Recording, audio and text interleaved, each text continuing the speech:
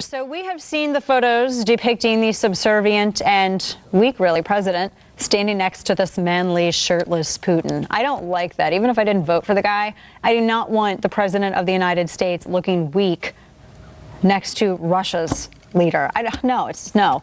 But is there more truth to this, though, than you may have thought? Some say that Putin is now the most powerful leader in the world, thanks to the haplessness of our administration. So how bad is it? John Hanna is the senior counselor at the Foundation for Defense of Democracies, and he joins me now to discuss this. John, good to see you. I mean, look, I did not vote for President Obama. He's not my guy.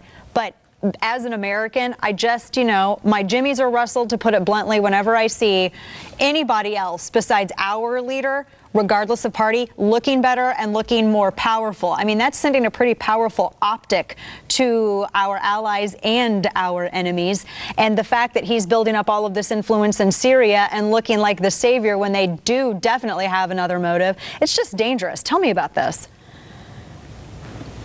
Yeah, I think even worse than the fact that it's completely demoralizing and frankly humiliating for the United States is the fact that it's dangerous, Dana.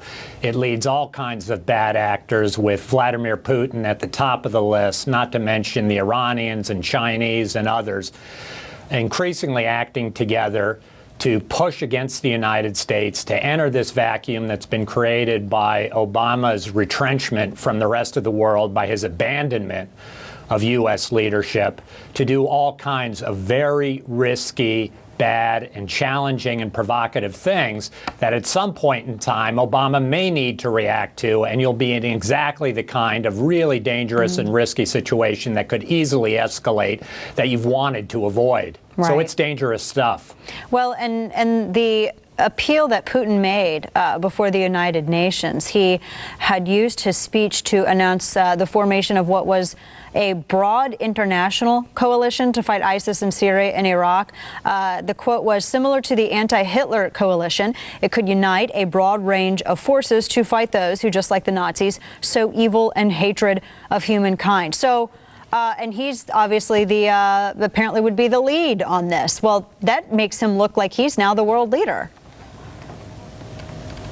Yeah, no, clearly. And don't forget, the anti-Hitler coalition was involved, of course, the Soviet Union. And Putin also referred to that the coalition and the post-war order were actually formed at Yalta, which is where? Which is in Crimea, of course, which is where the United States and Britain, unfortunately, seized most of Eastern and Central Europe to the Soviet Union for the better part of half a century. Putin thinks he's replaying that. He's jumping into this vacuum created by Obama. He's like a kid in a candy store, and for the next 18 months, he's going to push and push and push until he begins to meet some kind of steel. He's jamming this bayonet into the American carcass, and until he hits steel, he's not going to stop. Tell me about the danger of Russia having this much influence. I mean, we see the buildup, and they say, to fight ISIS in Iraq and Syria. And there have been some pundits and even some presidential candidates, who have suggested that, well, it's fine. Let Russia take the lead on this. Let them go and fight and clean some of this up. It's better if they do it than us. But I'm not really seeing it that way because of what could come after. What's your take on it? Yeah, no, this is a devil's bargain between the Russians and Iranians. It comes courtesy to us thanks to the president's nuclear deal with Iran. Iran is now free to act in league with other anti-American forces to really screw the United States. They're acting here to save the Assad regime. The Assad regime, even more than ISIS, is the Sunni killing, massacring machine that is driving refugees into Europe, is creating this national security crisis in Europe.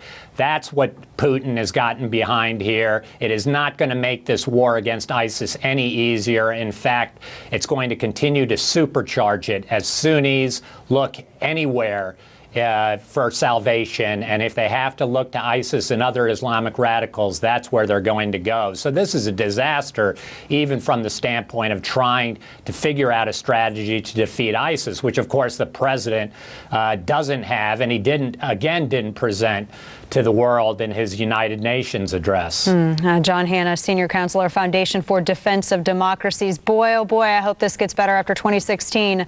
Thank you so much, John. It's good to see you. Thanks, Dana.